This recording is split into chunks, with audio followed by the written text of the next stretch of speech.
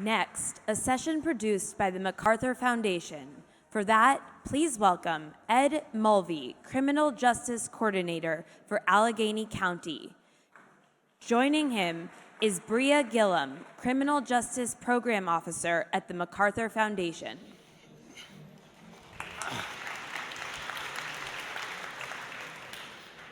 Good morning, everyone. Good morning. First, I want to give a huge thank you to the Atlantic for putting together this great conversation today, so huge round of applause. My name's Bria Gillum. I'm a program officer with the MacArthur Foundation, and we launched an initiative in 2015 called the Safety and Justice Challenge, which is focusing on reducing the misuse and overuse of jails and reducing racial and ethnic disparities.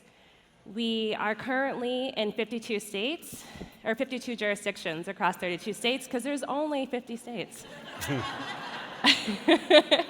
including right here in Allegheny County.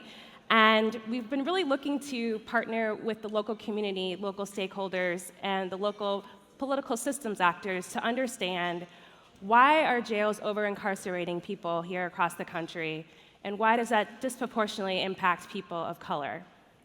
So I'm joined today by Ed Mulvey, and I'm excited about our conversation because he works as the Criminal Justice Coordinator here for the county. And I thought I would start by asking you, Ed, if you could tell us a little bit about what exactly does it mean to be the Criminal Justice Coordinator for Allegheny County? This position was created as a result of a task force that was done by the Institute of Politics at the University of Pittsburgh. And the task force met for about a year, and one of their recommendations was to hire a criminal justice system coordinator. And I have that job currently. I work with the support of the county executive and the county manager. And having no staff and no resources and no authority, this is a great position. It's heavy on the coordinator end of this. And it really is meant to take advantage of the opportunity that the Institute of Politics report brought to analyze the system systematically and try to get the people in the system to understand. And I think there's an increasing awareness and definitely an increasing commitment on the part of the county to make people realize that what happens at one part of the system affects what happens at the next, what happens at the next. Everybody's working in their own world, either to enforce the law on the streets, either to get the case processed or something else. But when you start to realize these are all linked pieces, it becomes very apparent that something has to change here and it's going to change something else there. So there's a set of initiatives that are underway to try to address those points of contact that could be run more efficiently, run more fairly, run more equitably, and that's what we're trying to do. So we heard a little bit about the issue of mental health, behavioral health, and substance use. And what's happening here is not unique. It's happening across the country where we're using jails to detain people who are suffering from behavioral health issues. Right. So talk about how, in your role as a coordinator, how are you working to address the issue of behavioral health? Who are you partnering with, and how did you even develop those types of collaborations? Mm-hmm. Well, first of all, my background is I'm a psychologist, but I'm a professor in the psychiatry department. And we did a report for the Department of Human Services and for the Jail Collaborative, which is a very successful program of people entering the community after a jail stay.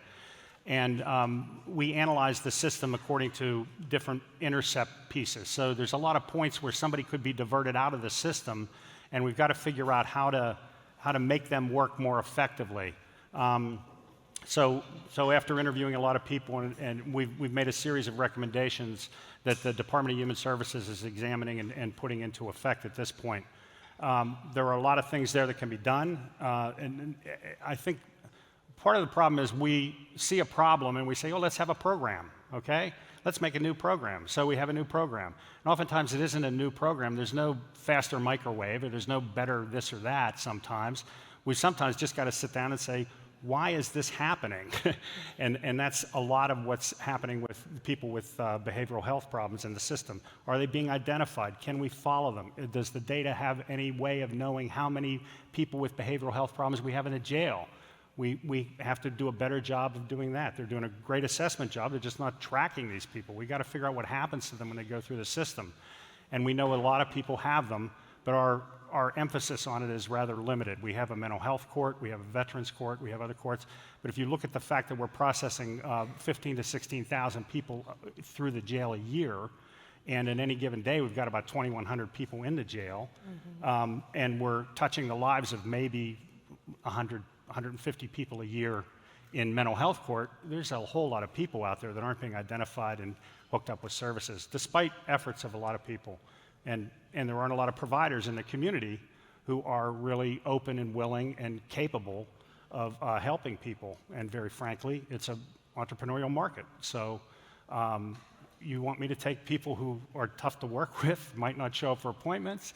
Right. I got a whole other outpatient caseload here I could go after. So there's a whole lot of factors at work here. We've talked a lot about the disparities here in the jail system. And I know that as part of your role, you've actually developed a number of different initiatives and strategies that really kind of look at why are we over-incarcerating African Americans here in Pittsburgh, but also more broadly in the county. Can you talk a little bit about some of those strategies that the county has been adopting to address this problem? Well, I think one of the most interesting ones is pretty simple, and it was done by the Public Defender's Office in cooperation with the Pittsburgh Municipal Court and the magistrate district judges. And it was to take public defenders and get them at the initial arraignment. And they weren't there before, and they put them on to show up for cases, just to show up and look and argue for the person at that initial time after they've been up for determination of bail and bond. And the results of that were that the decisions that were made increased the people left out on their own recognizance, reduced the use of money bail, and had an impact. And so it's now being looked at in a systematic way in a controlled trial to make sure, and they've amped up their involvement with that. And I think that shows great promise, and it shows great promise because it affected African American defendants more than it did white defendants, and many of them were released, more likely to be released ROR than were white defendants. And some simple changes, if the system really is racially biased at certain points, we've got to figure out what points it's racially biased at and go after them by increasing resources. I'll get on my soapbox of basically deciding it's racially biased is the first step. It doesn't get us to the solution. We've got to really analyze this sort of stuff. Where is it happening? At what points in the system? And what can we do specifically at those points? Raving at the wind isn't going to get us there. We got to go after it really systematically. I think that raises a good point because there are many challenges in the system, right? And you're only one person, and you mentioned you don't have that many staff working with you. So, zero. No, but I shouldn't say it. I mean, I get great cooperation from the county. The county manager and the county executive are really very committed to this, and they're putting a lot of their political capital in this, and I'm very grateful for that. So that kind of leads me to my next question about what do you see as some of the challenges or barriers to the reform efforts? And I'll also flip that by asking, how do you actually overcome some of these issues that you're seeing in the system? Well, I think I alluded to one of them already, and that is to really systematically look at this as a system, and to decide that one piece really, if we can just change this piece, everything's going to be great. And I think we have to look very systematically that if there's disproportionate arrests, well, then let's go after arrests. If there's disproportionate bail situations, then let's think about that. But we've got to, and we have the advantage we have in Allegheny County is we've got a lot of data. We actually have very good data, and we've got a lot of ways to track it and to analyze it. And I think we can do this pretty systematically. The second big barrier, and I think this is not just particular to Allegheny County, is the culture change about having to improve at all points. If this were a system in a business, you would look at this every day and say, how can we get better? You wouldn't sit back and say, hey, we're making some money this year, this is good, right?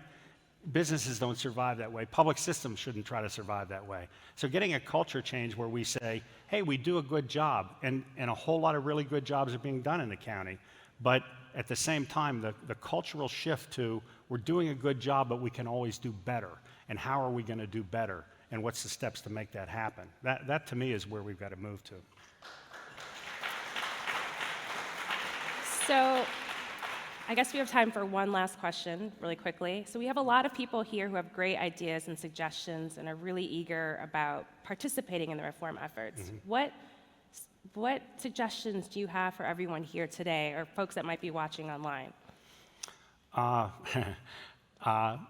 This is a great forum for this, and the open discussions, and I think when people say we have to talk about the issue openly and be uncomfortable about it, I think that's exactly right.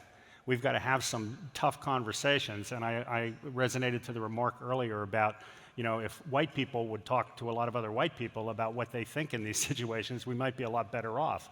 So I think, and I think that's where it's got to go. It's got to get into an open discussion and an idea of treating this and dealing with it as a reality in our life, not as some sort of, you're a racist, no I'm not, yes you are, yeah. This is going nowhere. So this is, it really just has to be people to people, I think, in a lot of ways. Well, our 10 minutes went by super quick. So Thank you. Ed, thank you. Everyone please join me in thanking Ed Thank you very Mulvey. much.